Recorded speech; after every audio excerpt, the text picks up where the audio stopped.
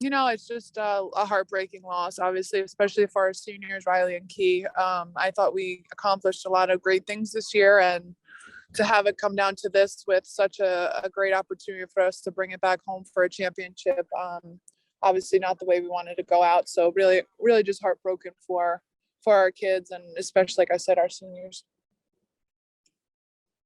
Now I'll open it up to questions. We'll start off with a few from Brett Abrams from the Daily Free Press. Brett. Hi, Coach. There were a lot of fouls early on in the game. How did that kind of change your game plan?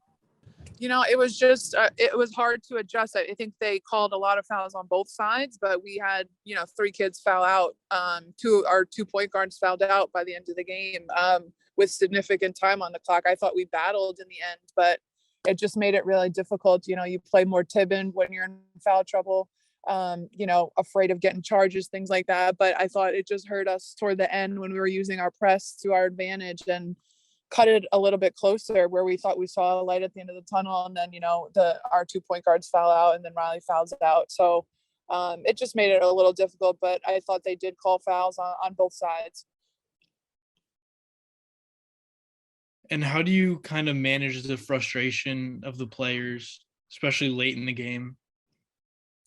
We're working on that. That's something we definitely need to grow in, especially with the technical foul. I have to go back and review that. But I think she is, especially someone like Sydney, is trying to grow in that aspect to control her frustration. She tried to walk away and things like that. So it's just unfortunate that she was given that technical. But we talked about all year how we need to handle adversity. I think we're really good when the game is good and when we're scoring and getting stops, and when it's not, we struggle more. And I think that showed tonight, unfortunately. Now take a few questions from Michael Wax from WTBU. Hey, Coach. You guys had 9 turnovers in the first quarter. Was that a product of just playing too quickly, or was that a symptom of some good AU defense? No, I think it was just us not moving the basketball. We're trying to drive it on the same side. We kept saying to the team, and how we prepped before was to get it to 2 sides of the floor, which is how we played in our last game at home. When we scored 80 points against Army, we moved it to 2 sides of the floor. So going into it, I thought we would look very similar to that, whereas we came out the same way we played last time we played at AU. We just forced action when we knew they were going to collapse. So I thought we had a much better fourth quarter, just understanding like, hey, this is how we can play. It was just too late. You can't come out and start that way. And I thought we struggled when we just kept the ball on one side of the floor as opposed to moving it. And then you guys had success with the 3-ball last game when you scored 80 points. You only attempted 11 tonight. Was that a change in game plan going in?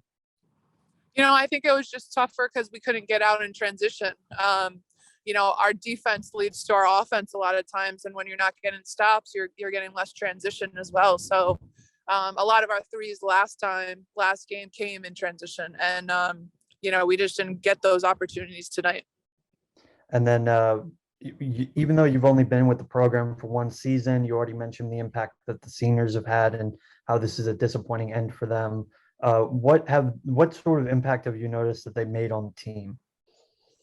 It's not just on the floor. Obviously Riley can rebound the basketball.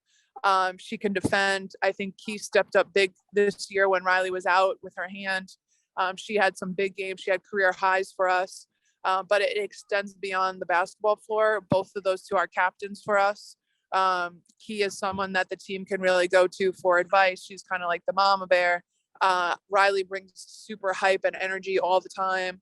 And has worked a lot on her leadership. So they just do a lot off the floor as well, as far as bringing the team together, hanging out, being go-tos for a lot of people off the floor too. So they've made an impact on both sides of it, and I'm just really, really proud of them. And I told them after we had a little talk after in the locker room. I told them how proud I was of them and looking forward to them coming back as alumni and things like that, but just that they have bright futures ahead too in whatever career path they choose. Take a couple more questions if anybody has any left. You want to go ahead? Yeah, sure. You guys were down by, I think, 15 at half. What did you see coming into the third quarter and fourth that you liked, and what are some things that you didn't really like and you wanted the team to change? We started the game out with and make miss, and I thought we weren't doing well in man, so we went all zone, and then we weren't getting stopped with zone, so we went back to man, and so we just couldn't get in a rhythm defensively. Like, what do we want to use where we're getting stops? Because they had a day today. They made multiple threes off buzzer beaters. They hit 7 threes tonight, where they only make 4 usually. And so they had a day. This is a team that is undefeated in postseason play on their floor since that coach has been there. It's really just difficult. And what we talked about too after is like, what games would you like to get back? If you beat Colgate, if you beat a Lafayette, we are automatically the 1 seed. It doesn't have to come down to a Holy Cross battle, and then we're at home, and it's a much more more of an advantage toward our side, I should say, because having that home seat is an advantage. But we just couldn't get in our rhythm. To your question, we couldn't get in the rhythm defensively. We put on the press. That was an adjustment.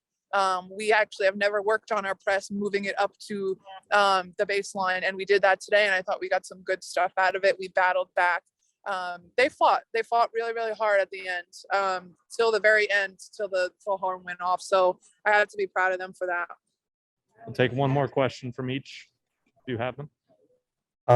Coach, just for next season, what is one thing that you'd like to improve on? I think just the consistency piece. Like, multiple coaches in the league have told me we're the best team in the league, which is a great compliment for us. We're having almost all of our pieces back next year, which is really, really exciting. We have a good class coming in.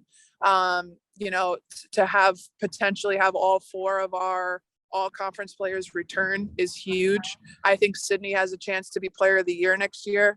And we have a real chance to win it. If we were this close now, next year, I think we'll be in an even better position. Just knowing like the adversity these kids have went through, everything was new. They never played man in the past. It was a totally different offense. Katie Nelson had the ball in her hand most of the time last year. Sydney had never played the point guard. I mean, it's all just so new for them to handle all that, have the buy-in, and be as successful as we were is not easy. Some people think that it's easy to take over programs like this that are good, but sometimes it's harder because of the buy-in, because everything's new. So I think with all those pieces back, I'd like to see a little more consistency. We can't go and play Army and score 80 points and then come to American and play offensively like we did today. It's got to be more consistent than that.